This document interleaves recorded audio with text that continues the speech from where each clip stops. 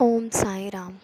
मेरे बच्चे, मैं जानता हूँ बहुत कठिनाइयों का सामना कर रहे हो, जिसमें कुछ लोग तो तुम्हारी मदद कर रहे हैं, पर कुछ लोग तुम्हें पीछे की तरफ खींचने की कोशिश कर रहे हैं।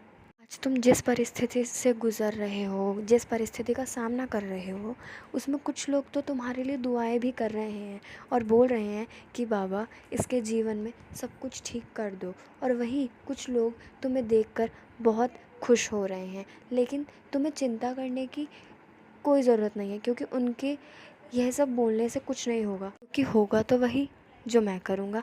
इस क्षण मैं देख रहा हूँ मेरे बच्चे कि तुम्हें एक वस्तु की परम आवश्यकता है, जिसका होना तुम्हारे जीवन में बहुत अनिवार्य है, और उस वस्तु को मैं तुम्हारे जीवन में बहुत जल्दी भेजने भी वाला हूँ। मैं प्रत्येक इंसान के विश्वास को उसकी इच्छा पूर्ण कर और भी अधिक मजबूत बना देता हूँ। जो कोई भी तुम्हारे संपर्क में आता है, जीव जंतु या इंसान, उसका तुम्हारे साथ पुराना नाता होता है, इसलिए सबके साथ प्रेम व्यवहार करो। परेशानियाँ हर एक के जीवन में आती हैं। जब कभी परेशानियाँ आएँ तो तुम बस मेरी तरफ से देखना, मुझ पर अपना ध्यान केंद्रित करना और साईं साईं जपना, अपने कर्म करते रहना। धीरे धीरे सब ठीक हो जाएगा, क्योंकि मैं ही तुम्हें मार्गदर्शन दूंगा किस तरह से उस परेशानी से निकालना है। कल तुम्हें अपनी एक परेशानी का हल तो मिल जाएगा। अपने भविष्य की चिंता ना करो, तुम बस प्रार्थना करते रहो। जैसा मैं कहता हूँ कि सब ठीक होगा, प्रार्थना में बहुत शक्ति होती है। प्रार्थनाओं के कारण तुम्हारी किस्मत भी बदल सकती है। प्रार्थना करो पूर्ण विश्वास के साथ, खुश रहो और खूब मुस्कुराते रहो। जानता हूँ देरी हो रही है तुम्हारी इच्छा पूर्ण करने में, लेकिन मैं तुम्हें आज आश्वासन देता हूँ कि वह ज़रूर पूरी होगी, क्योंकि तुम मेरे उन बच्चों में से हो जो दूसरों की तकलीफ़ों को समझते हो और उन्हें मदद करने के लिए हमेशा तत्पर रहते हो। खुद की परेशानियों में होकर भी तुम दूसरों की मदद करते हो, और वह मेरी तरफ तुम्हारी सेवा ही होती है। इसलिए मैं तुमसे बहुत खुश हूँ और तुम्हारी इच्छा पूर्ण करूँगा।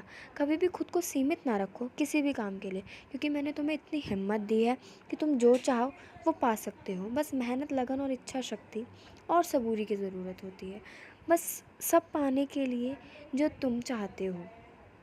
जीवन में कभी भी निराश ना होना, हमेशा याद रखना कि यह बाबा हमेशा तुम्हारे साथ है।